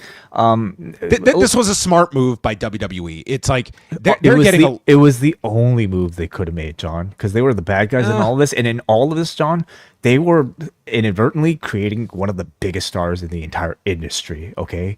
And they'd be stupid not to bring him back instead of let somebody else have Ron Killing's R-Truth. And so let's be honest, they're getting a lot of. I'm not going to say any one move they're making is like some killer to them, but there's a lot of negative sentiment at WWE, and this was a really easy win for them PR wise with their audience. That you're at least. They get to now. We listen to our fans, and we brought back this lovable character, and it's a quick win for WWE to do. It kills these chants. It's a quick win from something that they fucked up. Like, it was their, like, I wouldn't even call it so much a win. It will be framed as a win, but it was basically making up for a past mistake. Now I'm more so curious to see like how they describe it, and maybe Cole's commentary was really it. They're reframing this as we couldn't come up to a mutual agreement. Maybe he wanted too much money. That's why we couldn't come up to an agreement, rather than we cut him because he was making too much. John Cena demanded that they drop his contract. Yeah, well, that also is very interesting, because Cena's promo last night, I thought, was obviously called attention to the R-Truth chants, and in fact seemingly invited them. And I think now that makes a whole lot more sense, because I would assume that they had already come to this agreement with this particular ending to this match by the time Cena was already doing that. So that makes a lot of sense. They listened to the audience fine, but doesn't excuse what they did to, beforehand. They looked really stupid coming out of this. And but you know what? Is Carlito they made one of the Monday? Biggest. No, I don't think so. I don't. No. Do you think Valhalla gets this sort of reception? Do you think they're going to chant for Valhalla now? They should try. They should now move on to Carlito and see if it works. We talk about the Daniel Bryan push, right? And how like that was their master plan the whole time. Like make Daniel Bryan the underdog. Yeah. Fire him. Like this happened last time. Fired him for the Justin Roberts thing, only to bring him back as a bigger star than ever. Then not push him, and then put him all the way to WrestleMania. They've come up with a new template to create a big star. Fire them, release them, and just get the crowd to do the work for you. Genius. Yeah. So more firings. That's what you should be. Pick your favorite star and hope he gets released. Exactly. He or she. Yeah, exactly. Man, this match was fucking awful. Let's just kind of continue that, okay? Like, so maybe I've given more benefit of the doubt to John Cena in this run than most. That goodwill has pretty much firmly extinguished. You've definitely clung more to the that he's passable in this. In the chamber, he had a great sequence with Punk, and I thought that was able to be extended in other instances. We've seen enough now that to be able to say I think these are just his limitations. You've seen enough. Yes, I realize that, John. Yeah, right. But I think more disappointingly, I'm also done with my optimism for Jey Uso as a singles competitor in this run. Yes, like he was just kind of here to like get beaten up, but fuck, like in a role as a champion when you're up against the Logan Paul and a John Cena, I think you got to make your shit look a little bit more compelling. And it's just been months of this. I'm not at all interested in these sort of singles performances. Cody coming in, towards the end, I thought lifted this match a little bit, but it certainly wasn't enough. Logan Paul conversely delivered the coolest shit in this particular match, and that's not to say that he should be a champion or anything like that, but he was one of the only redeeming qualities of this. Logan is a very he's very good in these kinds of matches, and he can do these in spurts. It was like, to me, I was watching this and it was like Cody was like, the term they use, like the quarterback, like he was kind of but I mean, this just was not an entertaining main event. Like I thought that heat spot just totally took the energy out of it for myself, speaking personally. And I will say at most I felt way more tired for this coming off of a 5-match show than an AEW main event coming off of like an 8 to 9 match show. Yeah, I mean, I watched a lot of wrestling today, and I would not say I was like this last match was not a high point that was ending the day. This was the lowest point of any wrestling I saw today. Coming out of this, I will say that at least booking wise, I thought it was the right finish of Cody gets the pin here because I thought they could have gone the other way, and it's like Logan or Cena pinning Jey, and Jey is just going into this Monday Raw where he's all just destroyed.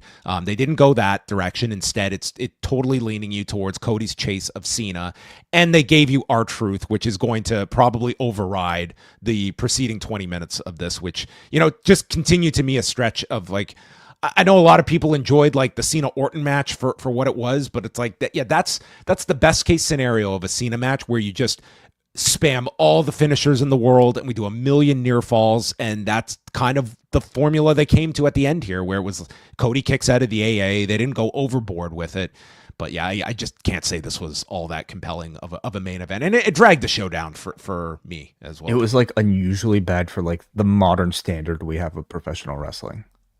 Yeah, and like Cody and Cena is obviously the long-term direction that they're going for, but I cannot say I'm looking forward to not at all this match again. Like if there's passable is there's the, nothing the about bar, there's nothing about the chemistry of these two that we've seen now in 2 main events on these shows that has me interested in that. Where do you assess Cody now? Pre-WrestleMania, post-WrestleMania, do you think he's still in a very strong position within the audience as your number one babyface? Do you feel he's at all been taken down a peg from this story, or like just where does Cody stand now? Yeah, I mean, I say all that, but the star power is still incredibly strong here, and I think these two will continue to garner incredibly strong reactions outside of the bell to bell, you know, for these two. So I think he's still in a good position. Whether or not like he's a strong enough character that I think audiences want to see him beat Cena, that I'm not really so sure about, especially if they're doing this match like so relatively soon. What are we expecting? SummerSlam? You know, if not even Night of Champions potentially, right? Like so therefore I don't necessarily see Cody winning the title back. I expect his chase to be a little bit longer, perhaps. This one went 24 minutes. Yeah. That's what it felt like. It's a long time for this type of action. Any other final thoughts on the show before we go to feedback? I mean, I thought it was... I didn't. So Money in the Bank matches I thought were satisfying and gave you sort of like, you know, exciting results in terms of winners. What do we have in the middle? Dominik and Octagon Jr. didn't do anything for me. Throwaway match. It was Becky and Lyra was a good match, worth watching. But God, like this was, I wouldn't say even touched. You know, and I think we do this all the time because we just kind of have to. But this represents a completely open sort of like area for AEW to come in to be able to say, we deliver pay-per-view quality way beyond what the main roster WWE is able to deliver. Like there's no comparison between a Double or Nothing in this. And from the way All In is shaping up, there should be no comparison between what an All In is able to present and what this was. Maybe that'll be their new tagline for the coming year. Follow that. AEW pay-per-views. All right, we're going to hear from you. Just an interesting note here. For several people have pointed it out, but R-Truth has his shirt at WWE.com, shop.com, and they're branding him as Ron Killings. So that is an interesting, different wrinkle. All right. And it just kind of makes you wonder what the negotiation is or what the renegotiation is. Like, you know, did he want to come in with his own name instead that he could take beyond the WWE? What does that say about the current deal? I wonder. Yeah, well, they wasted no time getting a shirt up for him. Mm-hmm. We're gonna go to Jeremy in Texas here. I hope this R-Truth thing was not a work. This was not a work. I think you all had said WWE was the best option for him. We'll see if he's actually signed an extension or new contract. I don't think he's coming in for just a few days or whenever his deal is up. Like this was. As the Cena run has gone on, he's been taking bigger bumps, and his ring work seems to have improved since he's doing it more often. Do you run Cena and Cody back in Saudi Arabia? Rollins and Naomi made sense for the Money in the Bank. Could you see LA Knight feuding with Rollins at some point, since they seem to have a good amount of interaction the past few nights? Only if it's some kind of keep busy thing for Rollins, like you want to put him on the Saudi Arabia card, I guess. It's kind of like, if he's not cashing in on Monday and he's going to hold on to this, but you could have this briefcase gone quickly too. Like it seems as though they're gearing so much up for Rollins as the heel and building up all these baby faces to be focused around Rollins that it just seems a matter of time to get the belt onto him. And do they want to wait that long? So Cena and Cody, could you see it as 3 weeks is a very short amount of time, but after tonight's finish, I mean, that's where you have to be going at one of these shows. Yeah, it almost seems like they're rushing that so much that I could certainly see it in Saudi. And for that reason, I don't necessarily see Cody beating Cena in that match. I don't even know if I see him beating Cena at SummerSlam, if because that would seem like a definitive end to the story, and I kind of feel like Cody needs to honestly maybe evolve and change his character a little bit more before like getting hot enough to beat Cena at that level, perhaps. Also, it just feels too early. So, but I could see it for Night of Champions certainly. Let's go to Brian in New Jersey, who says, Worlds Collide brought the steak earlier today, while Money in the Bank was more sizzle than anything, highlighted by the big angles at the end of the last two matches. My favorite parts of the main event were the creative drone spot and the very surprising finish. A lot of good work in the ladder matches, and I liked seeing heels get both contracts, but after all these years, the wrestlers seemingly glitching out on top of a ladder as other wrestlers approach them is really annoying. A number of missed moves by the truck, including the dueling cartwheels in the main event. I thought Becky and Lyra had another good PLE match, and I anticipate this feud continuing. The next month of WWE is going to be a little awkward for me as it holds tournaments to conclude at an event that I refuse to watch. A serious question, if we really do see sponsorships on wrestlers' gear, wouldn't that be sponsor money for the wrestlers, not the company? If they could negotiate that. I mean, it's, the way the precedent would be, the UFC sponsors on, like, that's a deal that they make, with Reebok, or it used to be Reebok, and then they've moved on to other companies since then with like Venom and such. But it's just like, it's a large amount that is trickled down where they get some portion of it. Right. Yeah. It's possible, like the wrestlers could get something out of it, but that is far from a guarantee. Like for instance in F1, if a corporate sponsor's logo appears on your outfit or uniform or whatever, you're not really negotiating that deal yourself. I mean, I'm sure they might be getting some sort of kickback if you're like maybe important enough to negotiate that in your contract. But that is at that point the team uniform that you are wearing, and that's what you have to wear. Like, folks, they shut down people's Twitch streams, okay, under their real names. So I mean, it's like your name and likeness. I mean, this is in like WWE has command of all of this. It's possible they could get some kind of percentage of this. That'd be great if they do. But that's going to have to be negotiated. Your turn. All right, we go to Alexander from Portland. What an exciting day for WWE. Worlds Collide delivered bunches of fun, and Money in the Bank advanced a lot of storylines. I'm glad Truth returned tonight, but I'm disappointed that the commentary made it sound like it was Truth's decision to leave. Because what was the exact wording? It was like they couldn't come to an agreement on a new contract. We don't know the details. We can only speculate. Maybe they asked him to. Well, again, like we can only speculate. Whatever. He asks, "Do you see any AAA stars having matches in Saudi Arabia?" I'd go no on that one. I doubt it. Especially if we're in these kind of 5-match setups that we already know. One match will be the King of the Ring final, one will be the Queen of the Ring final, and then whatever like title matches you're going to do on the show, that fills up pretty quickly. Unless you want to do some kind of showcase match. But if anything, I could see them wanting to do those kinds of, like if you wanted to do some kind of showcase of doing that on Raw or something like that, like on TV, to promote them rather than one of your events that you're choosing to keep to this small number of matches. How do you see AAA sort of fitting into like this, their ecosystem here? We've got a lot of like non-main roster properties now. We've got obviously NXT, we've got TNA, we've got Evolve, we've got we had LFG, we now have AAA. How do you think it would, where AAA fits in sort of like the ladder of feeding for a feeder system? So I I feel that it's going to be more like just watching today. Like I feel there's like this is a much bigger priority than the TNA agreement because once it's finalized, they're going to be owning the majority of this company. So there's much more like stake that they literally have in the company.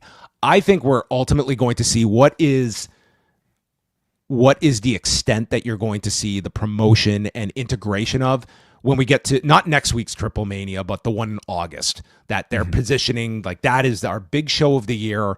What assets is WWE going to use to promote that? And what kind of distribution is that event going to have in the US? How much, that's going to play into things. But like TNA is pretty much limited to NXT. I don't think they're going to limit like AAA talent to just like crossover on NXT. I can see main roster crossover. You already saw it tonight. Yeah, you've already seen it. They obviously see Vikingo as everything they want to build around. And quite frankly, I think Mr. Iguana is going to be like this cult figure that's going to get some of that crossover as well. And there will be others as well. So that's what I imagine coming out of it. But it was a very good presentation today, I thought. Let's go to Nick, who says, R-Truth's return was awesome. With Seth Rollins winning the Money in the Bank the second time, he's the third person to do that after CM Punk and Edge. Naomi winning the Money in the Bank is an interesting choice. So far, no two-time winners for the women's Money in the Bank.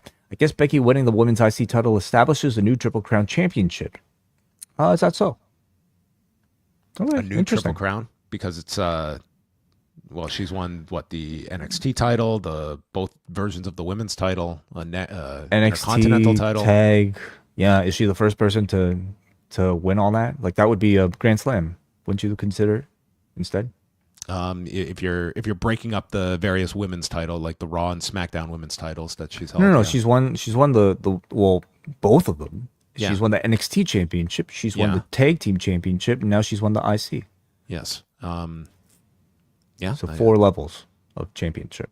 I mean, sure, I guess so. Yeah, okay.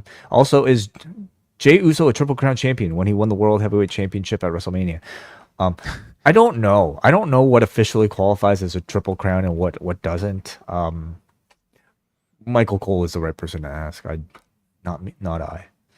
Sorry. Muggin writes, in a landscape where stuff goes out so easily, Ron Killing's return was kept under tight. Muggin, he was gone a week.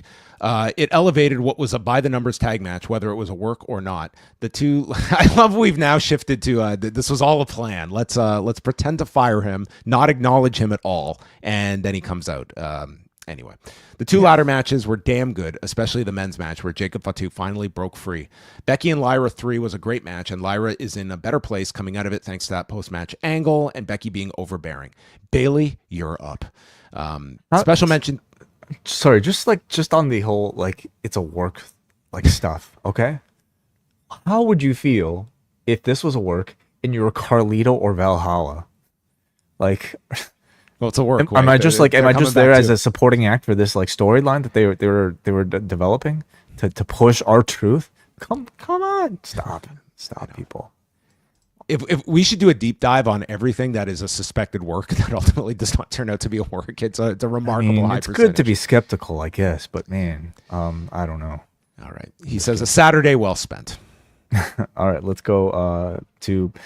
Jurassic Park fan who says, very good Money in the Bank overall. Women's Money in the Bank was amazing with lots of creative spots, and the way they spotlighted the various performers and told their stories was well done. Pitting the veteran women versus the newer women, having strategic alliances like Roxanne and Julia, and putting over Stephanie's incredible 3-match run. As was the dual Code Red. Everyone seemed like a star on their own journey. Alexa being first and Rhea last felt strategic as they're the biggest stars. The only thing I didn't quite like was that most of the wrestlers weren't just climbing a ladder immediately to win the match. Wrestlers using the ladders for a spot or slowing down as if they were imagining the next ladder spot or stopping to do the memorable face-offs and letting the crowd cheer rather than simply climbing the ladder to win the match. These kinds of moments reminds me that this is a scripted performance rather than a live sporting event. Yeah. Well, that is the drama of a ladder match. You're going to kind of get that often, especially in a case like this where, I mean, I'm sure some of those things would have been tightened up and done a lot faster if they could redo the match.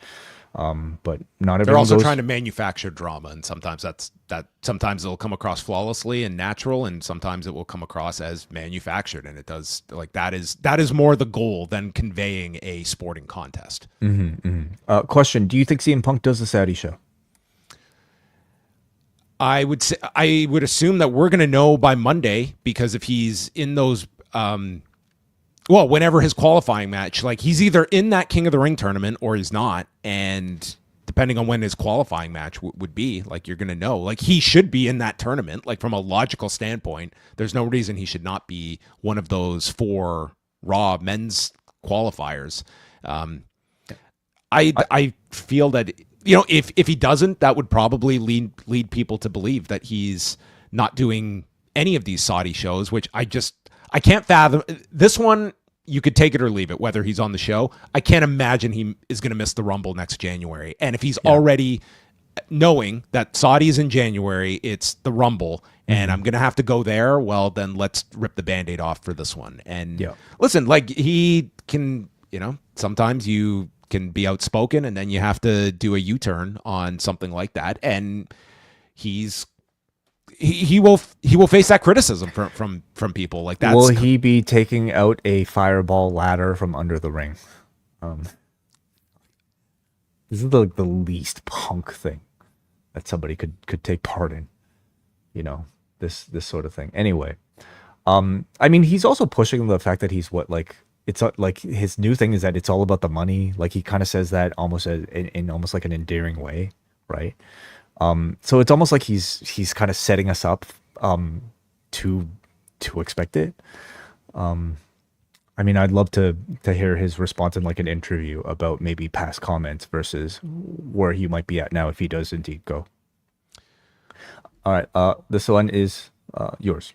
We'll end off with Anthony from Melbourne, who says, interested to see what the on-screen explanation will be for Truth's return. I think we pretty much got it tonight. Like, I don't think they're going to make, like, if they incorporate any of it, it's not going to be that the WWE wouldn't renew his contract. It's just going to be, they're not even going to focus on contracts and stuff. It's all going to be about, well, we thought he was leaving and the fans willed him back. It's all going to be about the fans brought them back. The WWE listens to its fans. Like, that'll be the extent of it. And I don't think they're going to make it a big focus. What they will, it's just going to be like it's going to be the male version of Give Divas a Chance. It's going to be all about a fan engagement in action that our company listens. Even in the fiction of wrestling, like there are still contracts that exist for these wrestlers, and you would assume people still have to negotiate their way into this fictitious world of competition, right?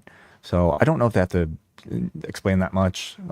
And everybody kind of knows. Maybe Cena's going to cut a heel promo about how you hypocrites, you chose only our truth, and meanwhile other people lost their jobs too, and you didn't care about them. Yeah, exactly.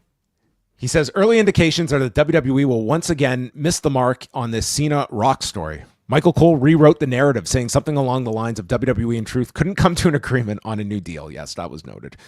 While this blends reality into fiction, they have the perfect storyline to tell a better story. Truth can cut a promo about how Cena was embarrassed that Truth got offense on him and his contract was coming due. He got The Rock to make sure it did not get renewed. That's actually a really good way. Don't dislike that at all. That would work. If they're allowed to bring up The Rock, and that's okayed, if he's allowed to be mentioned, that's actually like a great storyline. With such support for the fans, TKO was forced to rehire R-Truth, so now he is back for revenge. Did it mean that Rock was also told to let go of the woman who was on maternity leave, and Carlito? Was that also part of this plot by John Cena? John, do I really have to hit the soundboard? Enjoy the ride, okay? At the end of the day, let us all remind them that The Rock is the final boss, thinking 20 steps ahead. So the best thing for them to do is to know their role, shut their mouth, and enjoy the ride that The Rock is taking them on. Stop asking so many questions. Okay, just shut up. This was all exactly the way they wanted. Let it play out, bro. Yeah, that's. Do you think Road Dogg's deleted tweet will also be part of the storyline that The Rock censored Road Dogg's Twitter account? In fact, we are all according to plan. We're all reading The Rock's Dwayne Johnson script right now. Okay, I got it. All of this, yeah. Maybe we're all a simulation. Rock's going to go on Pat McAfee on Monday and explain all of this. I would have finessed this a little with R-Truth. Yeah. So anyway, this helps provide some connection to why Cena aligned with The Rock, which to this day we still haven't had any meaningful follow-up on. I know they don't have The Rock, but you can tell all this story without him there. Yeah, we're just going to use The Rock to explain all these holes. Like when we won't renew someone's contract, we need them back. Oh, The Rock. Yeah. Some clunky, overcomplicated spots, but the hot crowd were forgiving at least. And there you go. That was Money in the Bank. I go thumbs in the middle on this show. The main event really soured the show for me. Like I thought everything up until it was fine, but I think the main event needed to deliver because I think it's extra weighted on like the lasting impression you have. They were banking on R-Truth, probably sending a lot of people home happy, and I think they managed to do that. To me, it was no excuse for the quality of in-ring product you had in your main event, though. How do you feel about the format of these PLEs? Do you like the 5-match format? Do you think that and I'm taking away the fact that if they had more matches, it would be they would be these 5-hour marathon shows. But the pacing is one thing, but just like do you still think like this format works of limiting it to a finite number? Well, all we have to look at is the business metrics, and they are doing pretty well for all of these shows. Having an established routine of five matches per card. I think, like in boxing, star power. I would even say UFC, like star power at the top matters a whole lot more than I would say quantity.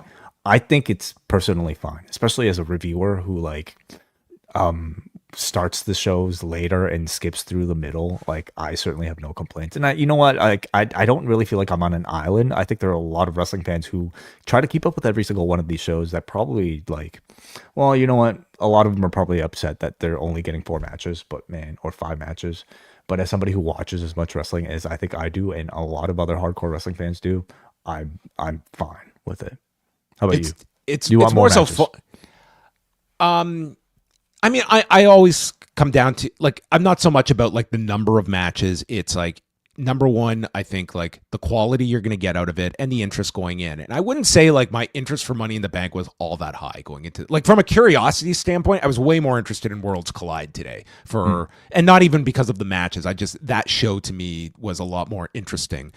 But it is funny that we went from an era of these 3-hour pay-per-views where you'd get your 8 matches, and now we're getting tonight was 3 hours and 15 minutes. We're getting just as long, if not longer, shows than the old pay-per-view era, just less matches in them. And there were some very long matches here, but you also get so much downtime on these shows. But isn't this you're a UFC fan? Isn't this following a similar formula to a UFC pay-per-view 5-match show? Lots of downtime in between. Yeah, I mean, I don't think it's the similar down. It would be interesting to compare them. For whatever reason, when I watch a UFC pay-per-view, I never feel I feel they are paced better. I don't feel the drag. What's the in-between content of a UFC pay-per-view these days?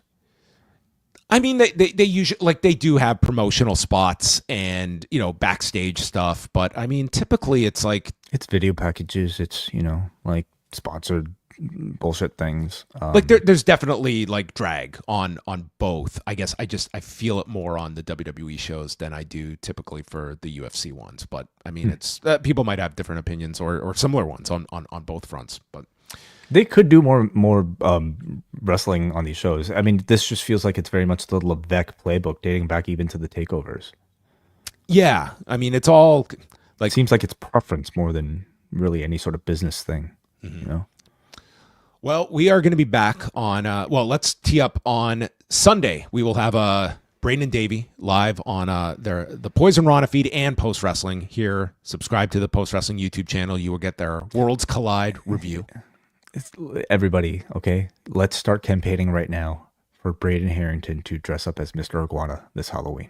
Okay, should we start a petition at change.org? Okay. Yes, we should. Yeah. They will be coming out with that on Sunday. Also, Sunday, for members at postwrestlingcafe.com, a UFC 316 review with Jack Wannon and Eric Marcotte, as they are currently watching UFC 316, which is ongoing from the Prudential Center in New Jersey. And they actually announced tonight, Mark Kerr is going into the UFC Hall of Fame over International Fight Week in a few weeks. And The Rock, who's developing the movie or has completed it, will be at the Hall of Fame ceremony. So cool. Dwayne Johnson will be at the UFC Hall of Fame rather than WrestleMania this year. So that's all right. Unless he feels the movie was done, what more was there to do with Mark Kerr? And I thought, you know what? You guys go out there, you kill it. Mark, you do the speech. Maybe Dwayne will get in full costume as Mark Kerr to go up there on stage with him. We can get both angles of Mark Kerr. But I love that. There you have it. That was announced tonight on the UFC broadcast. Okay, before we get out of here, Neil Flanagan has some notes from the press conference. Do you want to go through any of this stuff? All right, I'll just go through the Paul Levesque one. Okay, so thank you, Neil Flanagan at postwrestling.com for all of these updates throughout the evening. Not that much interesting, just in a quick browse, like your typical, putting over Los Angeles, and then mentioning that the all-time arena gate previously set at the Intuit Dome had been beaten at the same venue on Saturday, just a few months later. He said 17,374 fans attended. He said that John Cena had earned the right to do his retirement run exactly as he wanted. Okay, so putting the blame on John Cena for... Is he saying they beat the gate record that they did for Raw with Money in the Bank? Is that how you read that? That's how I read it, yeah. Because was that the record? They did a $4.8 million gate for Raw back in January. So that would mean they probably did like over $5 million for tonight's show, which is, that's incredible. Yeah, not surprising. Okay, after promoting the upcoming shows, he took some questions. He was asked the following question about the R-Truth situation by Jordan Mendoza from USA Today. I wanted to know exactly, was he actually released or leaving the company? And if so, how much did the fans play a role in it? Or was there something else that made you guys decide, like, you know what, we want this guy still here? Levesque simply responded, I love the question. You enjoying the show? All part of the show, man. He said he won. He didn't love the question. He said he had wanted to put on Evolution 2 for a long time and was thrilled to be doing it again. Other performers appeared earlier in the post-show. All right, so go to Neil Flanagan for all your notes for that. All part of the show, man. Enjoying the show, man? Just enjoy the ride. Shut up. All right. Wai and I will talk to you next on Monday night. You can follow us, postwrestlingcafe.com, and then the review portion of Raw, it always pops up here on the YouTube channel. So give us a subscribe. It makes We're close to 20,000. Very close. Hit 20K, folks, and me and Wai will have eternal smiles all week long. John Pollock will wear a tank top for one of these reviews. Yeah, I'll wear my Florida Panthers jersey as they get set to win their second Stanley Cup in a row. But yes, we're back on Monday night. PostWrestlingCafe.com. You can support Post Wrestling if you're a real one out there. You might not be up for the task of being a Post Wrestling Cafe member. Not all of you can be, but the ones that do, those are the chosen ones. Yes, of course. Okay. Good night, everyone. Thanks for listening, and we'll speak with you later on this week.